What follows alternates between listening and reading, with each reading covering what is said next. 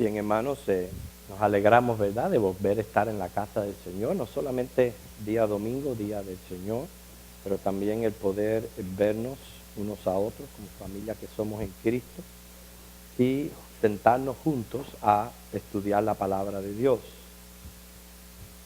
Hay un pasaje en el libro de Job que quiero que lo leamos juntos, que es el capítulo 11, versículos 7 al 9. Job 11, 7 al 9.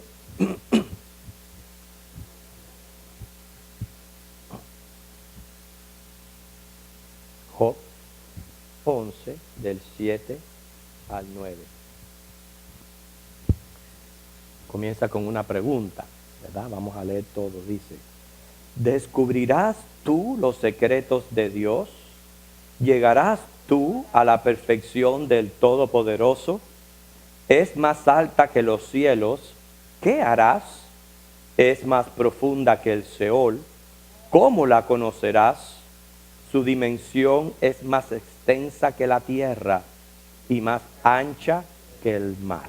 Definitivamente, los secretos de Dios son grandes. Seguimos avanzando en nuestra serie de apologética sobre el creacionismo. La semana pasada estuvimos viendo nuestra teoría de teísmo y las razones evidentes por las que creemos en Dios. No es que nosotros, las evidencias nos hagan creer en Dios, no.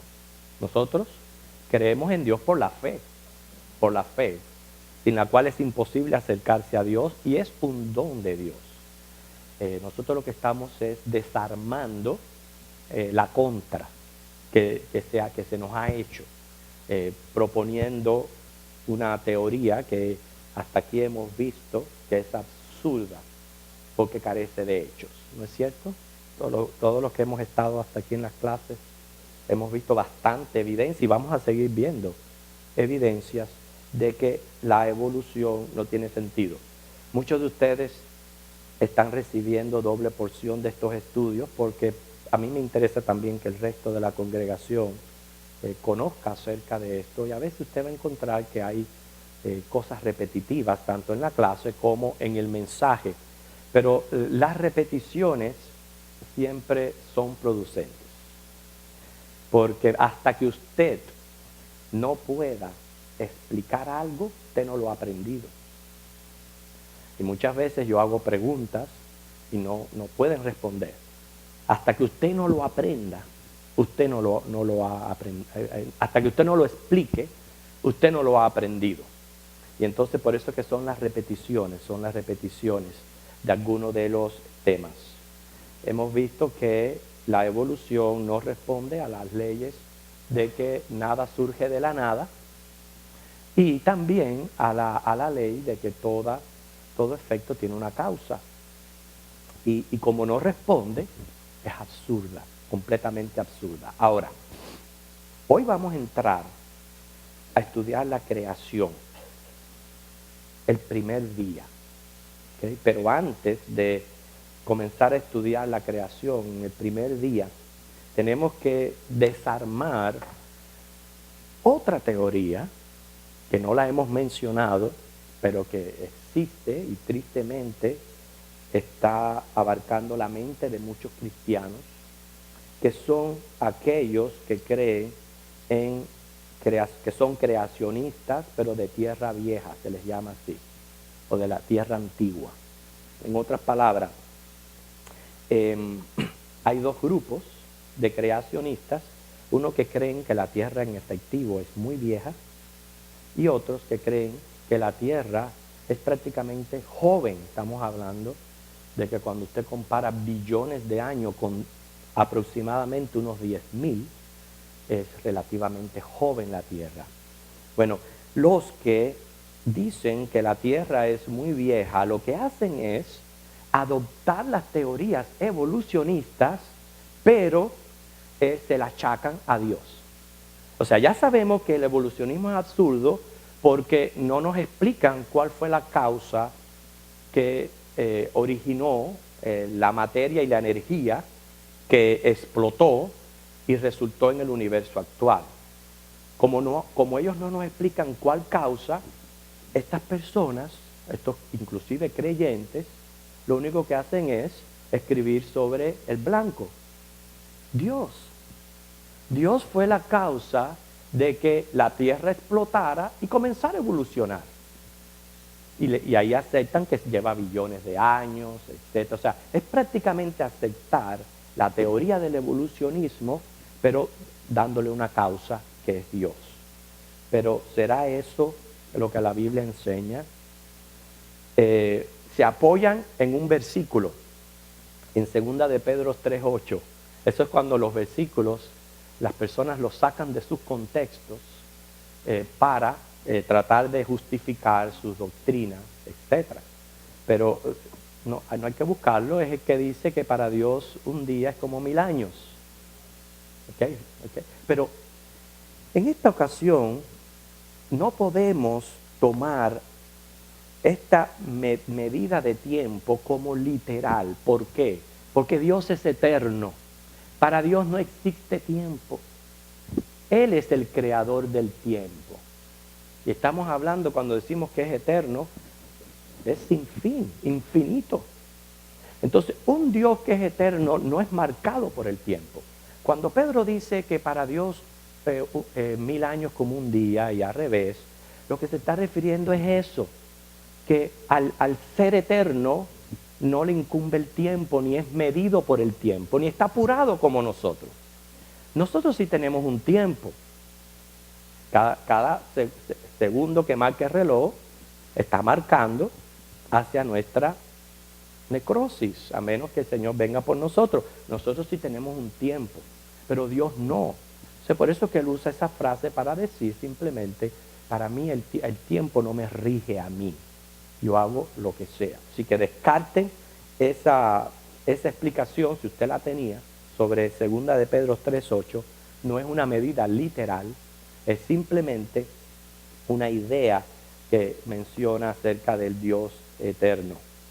Entonces estas personas que creen en la tierra vieja son las que creen el tiempo de los dinosaurios y la glaciación y todo eso que los evolucionistas explican, ellos lo aceptan.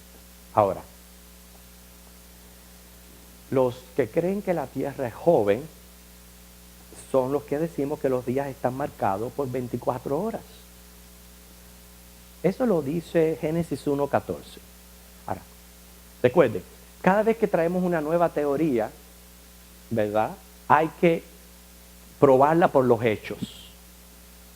Cada vez que se pone el sol y la luna, ¿pasan 1000 años o pasa un día de 24 horas? ¿Cuál es la respuesta? Ese es el hecho. El hecho. No hay que estarlo interpretando, no hay que estarlo diciendo, porque el hecho evidente es que cada vez que el sol se pone y sale la luna, marca un día de 24 horas. Y eso es lo que dice Génesis 1:14. Es una de las funciones por las cuales Dios creó estos astros, para medir el tiempo. ¿Por qué decimos que la Tierra tiene aproximadamente unos 10.000 años de existencia? Bueno, está basado en las genealogías de la Biblia hasta Adán. En eso se basa dar este número aproximado, según las genealogías hasta Adán. Yo por lo menos soy alguien que apoyo esta teoría. Yo creo que los dinosaurios existieron. Yo creo que los dinosaurios fueron creados por Dios cuando la creación. Y todo esto de los dinosaurios es otra clase, tiene otra explicación. No nos vamos a ocupar el tiempo en los dinosaurios hoy, no es nuestro interés. Pero ellos fueron extinguidos después del diluvio, como cualquier otro tipo de animal que ha sufrido extinción. ¿Okay? Y los cambios topográficos que la Tierra muestra evidencia, simplemente fueron los resultados del diluvio.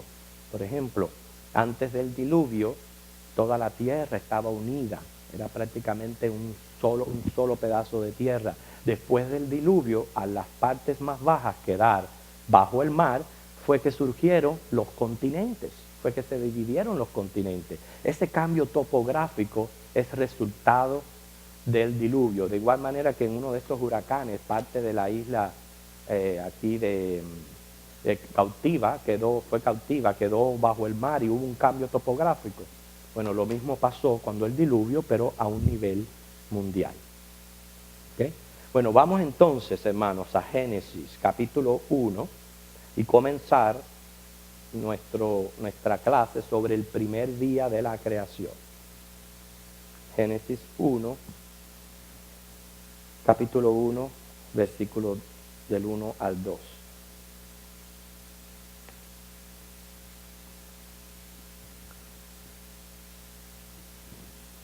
Génesis 1 y 2 son capítulos paralelos. No podemos decir que lo que ocurrió en el capítulo 2, por el hecho que esté en el segundo capítulo, vino después del primero. No, el segundo es prácticamente abundar sobre lo que dice el capítulo 1. Por eso es que vamos a ver que hay dos versículos paralelos con el asunto del principio, de este principio que Dios está hablando.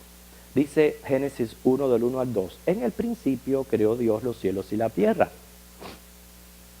Y la tierra estaba desordenada y vacía, y las tinieblas estaban sobre la faz del abismo, y el Espíritu de Dios se movía sobre la faz de las aguas. Vamos a seguir leyendo, dice, y dijo Dios, sea la luz, y fue la luz, y vio Dios que la luz era buena, separó Dios la luz de las tinieblas, llamó Dios a luz día, a las tinieblas llamó noche, y fue la tarde y la mañana un día. Este es el primer día.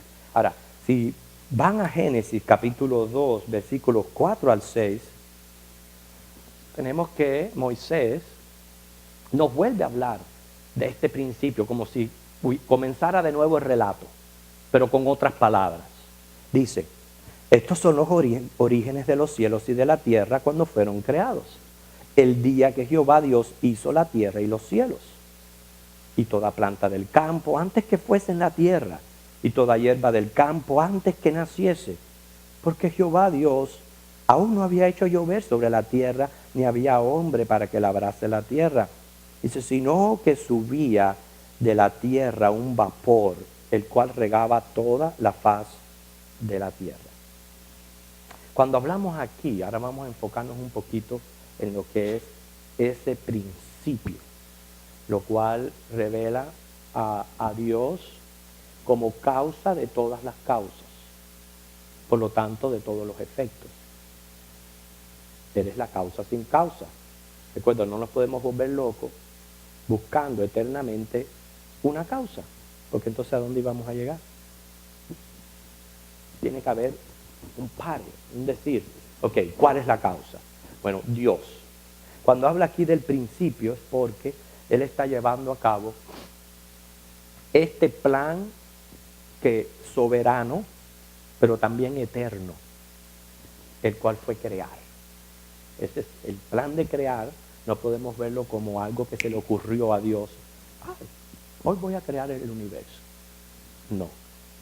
Estos son los secretos y misterios de Dios. Claro que viendo la eternidad, tuvo que haber un principio, un origen, alguna vez. Si algo va a surgir, tiene que tener un comienzo. Y Dios, en su soberana y absoluta voluntad, decidió cuál iba a ser el principio.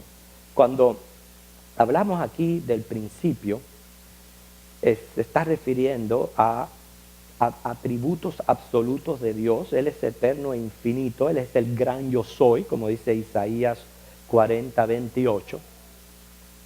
Cuando dice en el principio, vi un comentario de Matthew Henry, se refiere al principio del tiempo, en el momento en que, pudiéramos decir, en ese tiempo no habían relojes, pero cuando el reloj del mundo por primera vez dio el primer segundo, y el tiempo comenzó precisamente al ser creadas las cosas, cuya medida de las cosas es el mismo tiempo. O sea que antes de este tiempo no existía más que el ser infinito que vive por la eternidad. Por eso que Juan 1.1 comienza mencionando también el principio. En el principio era el verbo era con Dios y el verbo era Dios. Otra de las frases, o sea que claramente entendemos, es en el principio. En el principio es, estoy repitiendo para que se pueda quedar grabado, ese principio es que en la eternidad de Dios, en su infinitud, por su soberana voluntad, Él le dio origen al universo y comenzó a marcar el tiempo. Antes de ese momento no había necesidad de tiempo. El tiempo se originó con las cosas. Por eso es que el tiempo prácticamente rige las cosas. ¿Entiendes?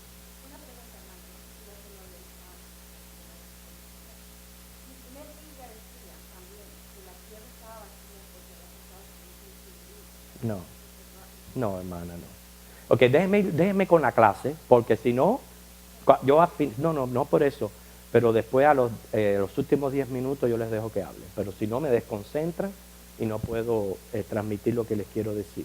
Pero vamos a responder esa pregunta, es absurdo pensar eso. Ok, esta frase desordenada y vacía, es la que usan muchos creacionistas de tierra vieja para decir que en esa frase está todo ese tiempo de la evolución, cuando la tierra no era más que una roca y de buenas a primeras surgió la primera plantica y estaba todo ese desorden y estaba vacía. No. Es obvio que cuando Dios va a crear algo por primera vez, por ejemplo, ¿cuántos de aquí construyeron su casa? Mandaron a construir su casa.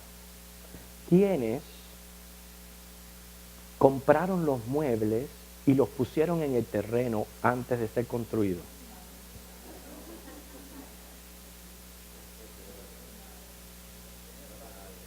No, tú construyes primero y está vacío y después lo llenas con las cosas. Hermano, esa es la idea de lo que Dios hizo con la tierra. No tenemos que interpretar esa frase desordenada y vacía como que fue que eso abarca todo ese tiempo de la evolución. Él creó, y después vamos a ver en la división de los días cómo responde a esto en efectivo. Pero sin embargo, esto tiene una implicación espiritual. Todo lo que Dios hizo en esos 7 días, lo hizo con nosotros en mente, porque después nosotros íbamos a ser las criaturas que íbamos a vivir este universo, que íbamos a ser los mayordomos de este universo, y teníamos que tener un modelo, un patrón a seguir de cómo nosotros nos íbamos a desempeñar como mayordomos. Lo que yo le estoy tratando de decir es que en Dios hay suficiente poder para que con su sola primera palabra, todo, inclusivamente todo, hubiera surgido de repente y no necesidad ni inclusive de 7 días. Pero si Él lo hizo en ese término de días, es porque Él nos está enseñando a nosotros lecciones, a nosotros los seres humanos.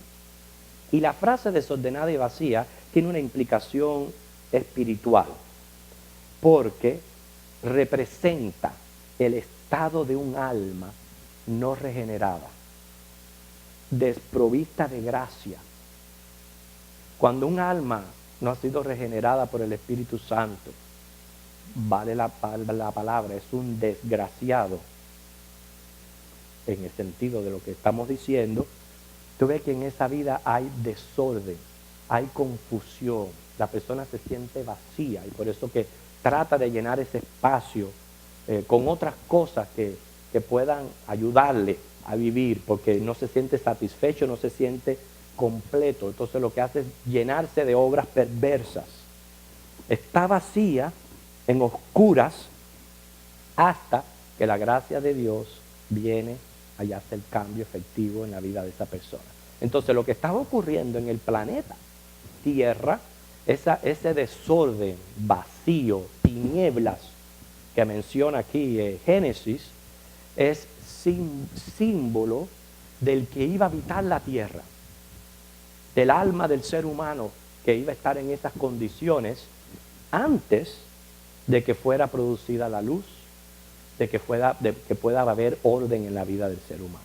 Entonces esa es la implicación espiritual por la cual ahí este primer versículo dice que la tierra estaba desordenada y vacía y las tinieblas estaban sobre la faz del abismo.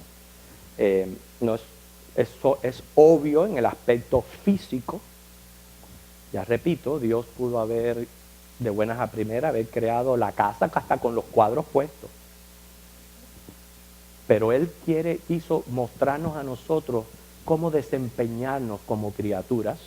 Primero creó el ambiente, después llenó los ambientes, pero tiene una implicación también espiritual. Cuando dice el Espíritu de Dios se movía sobre las aguas, está mencionando al Espíritu como el motor, el que le da el poder a la obra creadora. Pueden leer Job 26:13, Salmo 33:6. Salmo 33:6 es el que dice que todo fue creado por el poder de la palabra de Dios. No necesitó absolutamente de nada. Él creó con su poder. Quiere decir que Dios viene a ser el autor de todo ser. No solo el autor, pero el manantial de vida y la fuente de toda moción. Por eso es que en Hechos, Pablo dice, en Él somos, en Él vivimos, en Él nos movemos. Es por el mismo Dios. Todo esto nosotros se lo debemos a Dios. Nada de estas cosas pudiéramos conseguir nosotros mismos. Todo esto, el ser, el vivir, el movernos, se lo debemos al Señor. De la misma manera, todas las fuerzas, que ahora vamos a verlos, ¿sí? Porque acuérdense que parte de esta clase es también proveer la evidencia científica de todo esto que Génesis está hablando aquí. ¿Sí? Quiere decir, el Espíritu de Dios se movía sobre las aguas, es el motor de la vida. Y nosotros sabemos que el hombre permanece muerto en sus pecados hasta que el Espíritu Santo lo regenera y le da la vida espiritual por su gracia, como menciona Efesios 2:1-5 y Juan 16:7-11, donde dice el Espíritu Santo va a venir, va a convencer al hombre de pecado, de juicio y de justicia. Entonces noten el paralelismo que hay ahí entre la creación y prácticamente la nueva vida espiritual en el ser humano. Igual que la creación estaba todo desordenado, vacío y en tinieblas, un alma sin Cristo está en esas mismas condiciones. Igual que el Espíritu Santo se movía sobre la faz del abismo y creó las cosas, así el Espíritu Santo regenera la vida del hombre y el hombre viene a tener vida. Entonces ese es el paralelismo que hay y por eso es que Dios creó de esta manera, pudiéndolo haber hecho de una manera más extraordinaria. Muy bien. Dios creó diferentes naturalezas y cuerpos. Por ejemplo, están los elementos no animados. Cuando decimos elementos no animados, todo es materia. Todos estos son materia. Nosotros somos también materia. La materia no animada se refiere a las cosas que no tienen vida. Por eso le llamamos cosas. Como la piedra que yo he venido enseñando aquí. Eso es una materia no animada.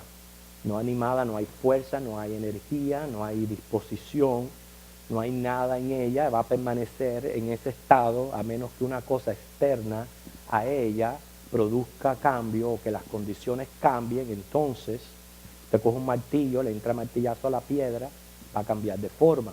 Pero mientras que usted no coge el martillo, ahí la piedra va a permanecer. Eso es una materia no animada. Ahora, existen también cosas animadas, que son los organismos vivos. Son dotados de movimiento, crecimiento, desarrollo y sujetos a morir. Se dice que todo organismo se conoce que está vivo porque crece, se desarrolla, perdón, se limpia, crece y se desarrolla. O al revés, no. Se limpia, se desarrolla y crece. Ese es el orden que debe de ser. Se limpia, se desarrolla y crece. Eso es lo que hace que un organismo sea vivo. Y en ese caso tenemos las plantas o la vegetación. Son materia animada. Pero están también ahora la materia animada sensorial, que son organismos vivos, también dotados de movimiento, pero con alma y sentido sensorial. Y aquí entran entonces todos los que son los animales. ¿Okay? Comenzando desde una célula molecular hasta el animal, hasta un elefante. Todos esos son materia animada sensorial, o sea, hay en ellos instinto. Y todo esto lo produce el mismo Dios. Ejemplo, hay un escarabajo, yo estoy seguro que ustedes lo han visto, que sus cuernos crecen el doble de su cuerpo. ¿Okay? El tamaño del cuerno es 2 veces más grande que su cuerpo. Pero esto es lo interesante. Cuando están en estado de larva, ellos se entierran en la arena, en la tierra. Los cuernos los tiene el macho. ¿Okay? La hembra no tiene cuernos. El macho es el que tiene los cuernos. No estoy queriendo decir ni implicando nada. En esa especie, el escarabajo, el macho es el que tiene los cuernos. Bueno, en estado de larva, cuando ellos se van a enterrar, el macho hace el hueco doble el tamaño que la hembra. No. En estado de larva.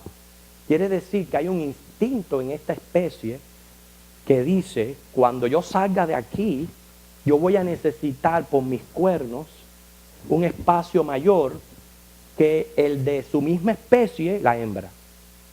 Entonces pueden notar, hermano, cómo en estos animales hay sentido, hay cierto tipo de instinto. Tú lo ves que tratan, siempre tienen mecanismos defensivos. Y eso es lo que hace diferente a una planta. Usted me perdona, pero yo no estoy de acuerdo con los que dicen que a las plantas se le habla y responden, que no le arranques una hoja porque le duele. Mano, nada de eso. Absolutamente nada de eso. Las plantas no son animales sensoriales, pero los animales sí. Pero Dios no paró ahí. Dios también creó entonces, y ahora no puedo decir animales, porque nosotros no somos animales. Y vimos aquí la diferencia, porque mientras que Dios hablaba y decía, sea esto, sea esto, sea esto, siempre les traigo un ejemplo de todos los reinos de la naturaleza que después se pueden acercar aquí y ver, la materia animada, la materia sensorial. Cuando fue a crear al hombre, lo hizo del polvo de la tierra, o sea, lo hizo de manera especial. Y Dios hizo con el hombre algo que no hizo con el resto de los animales. Sopló aliento de vida. Quiere decir, la parte espiritual que no tiene ninguna de las otras criaturas. Si hasta aquí la evolución nos había enseñado que esa materia que no se mueve con el tiempo, ya la vez pasada nos reímos un poquito de cómo esa materia sintió la necesidad de tener un ojo. Pero no solamente paró ahí en el ojo, sino que se vuelve sensorial, pero no solamente sensorial, sino llega también a convertirse en personal. Entonces es un proceso bastante complejo como para que nosotros podamos decir que es producto de una casualidad o del tiempo. Dios usó el tiempo, hermano, no porque le era necesario. Estas cosas son importantes que nosotros las sepamos. Estamos ya estudiando el primer día de la creación. Dios usó el tiempo no porque le era necesario o por carencia de poder, repito, sino para enseñarnos a los hombres que somos finitos a ministrar, a aprovechar el tiempo evitando dos extremos en el hombre. Hay dos extremos que nosotros tenemos que evitar aquí, que nos enseña la creación y como Dios creó en 7 días. Número 1, el extremo de la ansiedad. Y número 2, para el otro lado, el extremo de la flojera. Al que cae en ansiedad, el Señor le dice, busca primeramente el reino de Dios y su justicia, todo será añadido. Al flojo, lea Proverbios, lo que le dice Dios al vago. Hay un versículo, no lo tengo aquí ahora en mi mente, que dice que Dios no resiste al vago, no lo resiste. Entonces vemos como la manera que Él creó las cosas era para, les repito, enseñarnos a nosotros, diseñarnos, modelarnos, la manera en que nosotros teníamos que vivir. Por eso que digo siempre, hay gente que ni vive ni deja vivir. Y hay que aprender a vivir. Y Dios a través de la creación nos lo muestra. Muchos se confunden en el relato del primer capítulo con el segundo capítulo de Génesis. Y el segundo nos explica prácticamente el primero. Dios los primeros 3 días lo que hizo fue formar los espacios ambientales. Y durante los otros 3 días llenó estos espacios. Aquí tenemos, por ejemplo, en esta lámina lo que lo que Dios fue creando por día. Muchas veces un dato tan simple, bíblico, no lo sabemos de memoria. No sabemos el orden en que fue Dios creando las cosas. Pero aquí usted lo puede escribir, usted lo puede recordar. Como el primer día Él creó la luz. Y si usted ve, en el cuarto día creó el sol, la luna y las estrellas. Segundo día creó los cielos. En el quinto día creó los peces y las aves. Y hay tremenda relación entre el mar y el cielo. Y eso lo vamos a ver cuando vemos los datos acerca del planeta Tierra, cuando lo estudiemos en sí. Tercer día creó prácticamente, los cielos, los peces y las aves, la tierra, los mares, las aguas, la vegetación. En el sexto día creó los animales y el hombre.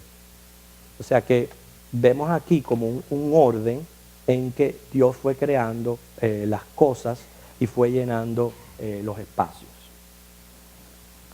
Ahora, el primer día ya leímos aquí en el versículo 3, y dijo Dios, sea la luz, y fue la luz, y vio Dios que la luz era buena. Separó Dios la luz de las tinieblas, y llamó Dios a la luz día, y a las tinieblas llamó noche. Fue la tarde y la mañana un día. Este es el primer día, el que marca el tiempo de 24 horas. Y cuando dice aquí luz, no se está refiriendo necesariamente a los astros, ¿okay? Se está refiriendo a la luz física, que el flujo de ondas de energía. O sea, la luz se tiene que ver como ondas de energía, ondas de calor, sonido magnético. Este es el principio cuando comenzó la rotación de la Tierra sobre su eje, funcionando los 3 tipos básicos de campos de fuerza. Nosotros a veces, en cuanto nos viene la idea la luz, pensamos de que se trata de la iluminación o de lo que se recibe del sol. No, luz también es energía. Okay, hay formas de luces. Y aquí lo que se está hablando es de la energía. Esos átomos que dicen los evolucionistas llenos de energía que explotaron.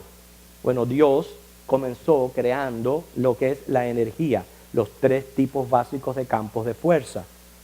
La fuerza gravitacional, que es la fuerza entre 2 objetos.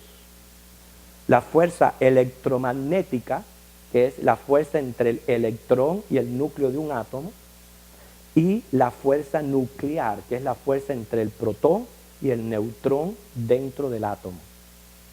O sea que luz se refiere a esto que estamos hablando aquí. No es, porque por eso les digo, uno puede confundirse y decir, ¿cómo Dios dice que en el primer día creó la luz y hasta el cuarto día no creó el sol, la luna y las estrellas? No, Él creó las fuerzas de energía que van a producir y van a regular después los mismos astros, que sabemos que muchas de estas fuerzas de energía nos vienen del Sol. Las estrellas son importantísimas en la creación del oxígeno, y lo que hacen es, lo que ellas tienen es la fuerza nuclear dentro de ellas que produce el oxígeno.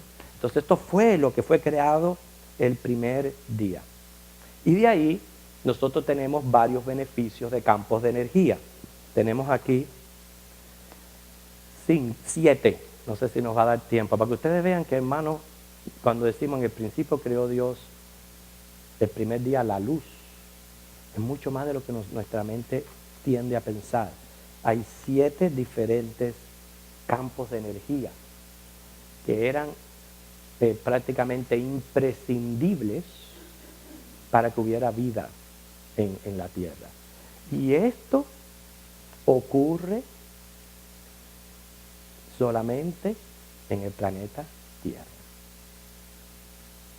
O sea, todos estos campos de energía necesarios para la vida.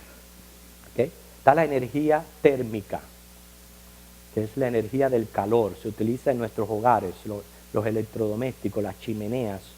Es transformar la energía eléctrica, el carbón, el petróleo, el gas en movimiento o calor. O sea, prácticamente la energía térmica es la energía del movimiento, del calor. El carbón es un mineral negro de origen vegetal que contiene carbono y otros minerales, y es el resultado de la acumulación de plantas que al morir caen y se cubren de barro. La presión que ejercen las capas superiores, el calor y la descomposición contribuyen a modificar la materia vegetal en un carbón duro negro, el cual sirve para combustible. Lo mismo que ocurre en la tierra sólida, ocurre en los mares, y este viene a ser el petróleo. Quiere decir que todo esto es desecho de las plantas, que a través del proceso de descomposición resulta sólido como el carbón, que usamos, que ahora no tanto, pero en muchos tiempos, ¿cuántos no cocinaban con carbón? Yo recuerdo cuando en Cuba teníamos que ir a comprar los sacos de carbón para poder cocinar. Exactamente. Bueno, el petróleo viene a ser la descomposición vegetal. Por eso se dice que toda esta fuente de petróleo que nosotros tenemos prácticamente viene del huerto del Edén, y inclusive después del diluvio. Todo eso que se descompuso. O sea, nosotros estamos echándole a nuestro carro plantas que una vez estuvieron vivas, sea en el huerto del Edén, o sea antes del diluvio. Todo eso. Por eso es que ustedes ven que en esa parte oriental es donde más petróleo hay, porque ahí es donde se entiende que estaba el huerto del Edén. Okay. El petróleo es el líquido aceitoso inflamable que se encuentra bajo la superficie de la Tierra, ustedes lo conocen. Ahora, bueno, hay datos aquí interesantes acerca del petróleo. ¿Para qué apurarnos, verdad? Yo sé que nos queda poquito, pero ¿para qué apurarnos? Pero yo encontré estos datos interesantes. Es el resultado de la descomposición de minúsculos organismos marinos como moluscos, algas, turbas. ¿Sabía usted que el primer pozo de petróleo fue perforado por el coronel Edwin L. Drake, que era un guarda de ferrocarriles americano retirado? Ocurrió en 1859 en Oil Creek, Pensilvania, en Estados Unidos. El primer pozo de petróleo. Exacto, y dio inicio a la industria petrolera. Quiere decir que antes del 1859 no se necesitaba petróleo. Miren ahora, unos cientos años después, que sin petróleo prácticamente no funciona el planeta. Y antes del 1859 estaba el petróleo y no era utilizado por nadie. ¿Okay? Anteriormente el aceite resumaba en un arroyo y la gente más bien lo recogía para ser utilizado como medicamento antes de esta fecha. Encontré que era un dato interesante. Pero esa es la primera fuente de energía. Estamos hablando de esta luz que Dios creó, la energía térmica. Está la energía mecánica o cinética. Ajá. que es la capacidad de un cuerpo de hacer trabajo porque está en movimiento. Esa es la energía mecánica o cinética. Repito, es capacidad de un cuerpo de hacer trabajo porque está en movimiento. Está la energía eléctrica, que eso es el flujo de electrones del polo negativo al polo positivo. Los electrones, las partículas de los átomos, están rodeados de un campo eléctrico y hace que los electrones se alejen entre sí. Los electrones se repelan y nunca se tocan. Los electrones tienen cargas eléctricas negativas, pero como los átomos contienen también protones y estos tienen carga positiva, entonces las cargas positivas y negativas se neutralizan. De esta manera todo átomo está en estado neutro sin carga eléctrica. Pero al quitar un electrón de carga negativa, quedan más protones que electrones en el átomo, resultando en que éste se cargue positivamente. Así que esta es otra de las maneras de ver esta luz a través de la energía eléctrica. Fue descubierta, pero no fue creada, originada. Fue descubierta, pero ya estaba creada. ¿Quién las creó? Dios, cuando creó la luz. Energía química es la cuarta. Esto se ve en acción cuando se quema y sus moléculas se combinan con las moléculas de oxígeno y otras sustancias y producen calor. Todos los cambios de la materia en que intervienen las moléculas se llaman reacciones o modificaciones químicas. Por ejemplo, nuestros cuerpos producen energía muscular a partir de la energía química del alimento que ingerimos, que a su vez la energía química del alimento es una transformación de la energía luminosa del sol. Noten cosa tan interesante. O sea, nosotros producimos calor debido a los alimentos, pero también los alimentos reciben la energía del sol. Entonces es todo un proceso, por eso es que cuando hay más seres humanos aumenta en calor, inclusive ahora en Francia, si no lo escuché, que en Francia van a comenzar a producir calefacción para edificios de la energía que transmiten los trenes, de tanta gente que coge los trenes. De esa energía que la gente se monta en los metros, van a comenzar a usarla para producir calefacción a edificios. Eso es en Francia. Muy bien, la quinta es la energía nuclear y es la que se encuentra dentro del átomo. Los átomos son partículas mínimas de materia que están constituidas por partículas aún más pequeñas. Un átomo tiene un núcleo central que contiene dos tipos de partículas, protones y neutrones. En torno al núcleo están girando rápidamente los electrones y todos constituyen y forman un átomo. Cuando los átomos se descomponen, desprenden enormes cantidades de calor y radiación, produciendo energía nuclear. Y esto es lo que está ocurriendo dentro de las estrellas. Las estrellas, los supernovas, lo que están es produciendo una energía nuclear. Y ese calor tan extenso, estamos hablando de miles de grados de Fahrenheit, entonces produce oxígeno que nos sirve a nosotros para la Tierra, para que ustedes se den cuenta. Por eso es, cuando estudiemos y lo que es el cuarto día y comencemos a ver las evidencias de la astronomía y la astrología, vamos a responder por fin la pregunta: ¿por qué no puede haber vida en otro lugar que no sea el planeta Tierra? Hay muchas cosas implícitas. Una de ellas, por ejemplo, el único planeta que tiene una temperatura moderada, promedio, de 70 grados centígrados, Fahrenheit, es el planeta Tierra. Todos los demás, estamos hablando de temperaturas de casi 300 grados Fahrenheit. Todos los demás planetas, el único que es diferente es Marte. Pero Marte está en temperaturas congeladas. Es el único.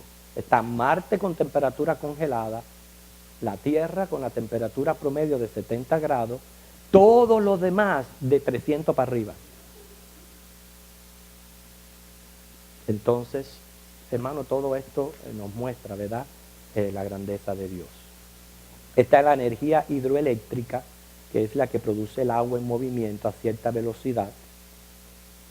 ¿Se recuerdan cuando existían los molinos de agua, verdad?, que producían la energía. Y por último, la energía magnética. O sea, el magnetismo es la propiedad que tiene cierta sustancia de atraer el hierro.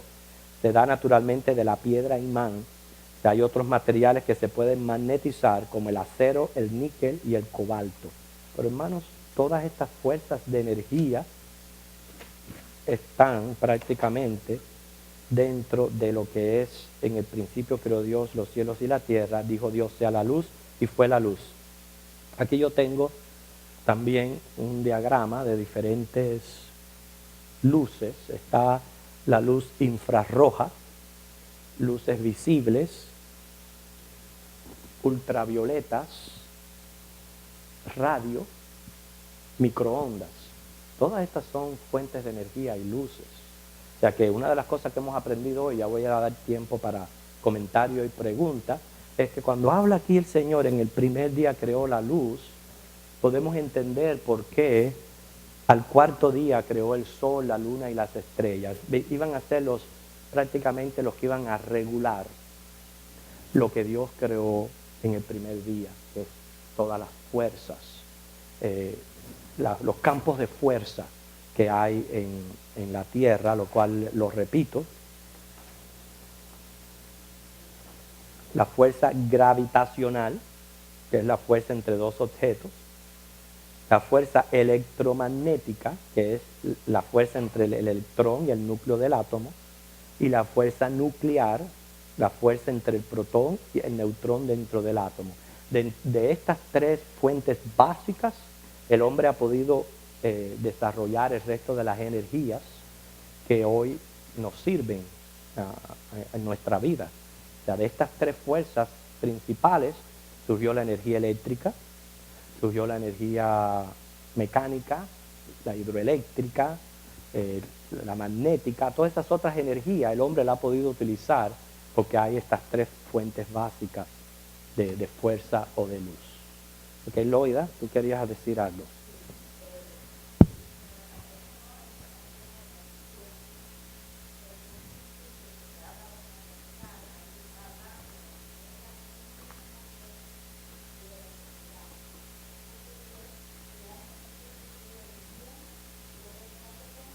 Bueno, cuando Dios creó el planeta Tierra, ya en su centro, en este primer día, donde dice que es cuando la Tierra empieza a girar en su eje, y nosotros sabemos que en el núcleo de la Tierra lo que hay es este fuego.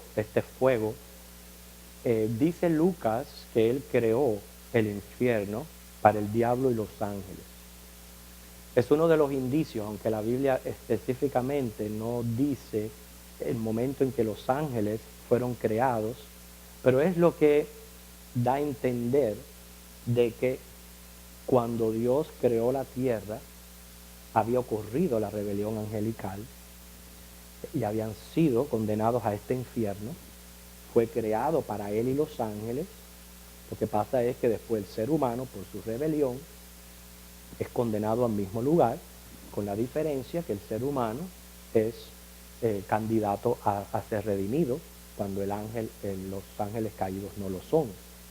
Pero se entiende de que ya estaban las tinieblas.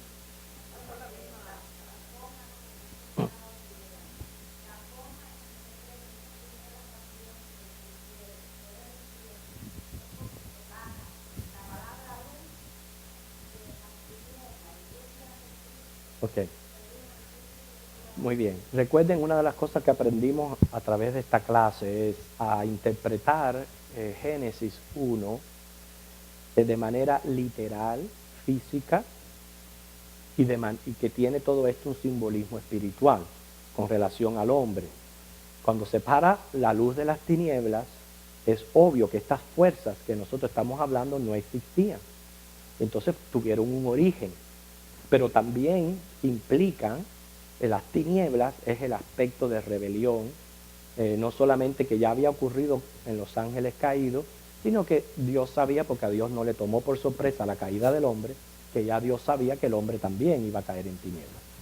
Hermano.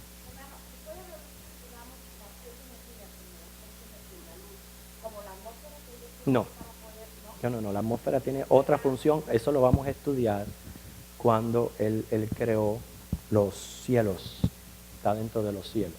En este momento, el primer día es concentrado en las fuerzas básicas que van a poner a la tierra a rotar, que van a poner a todo esto a funcionar.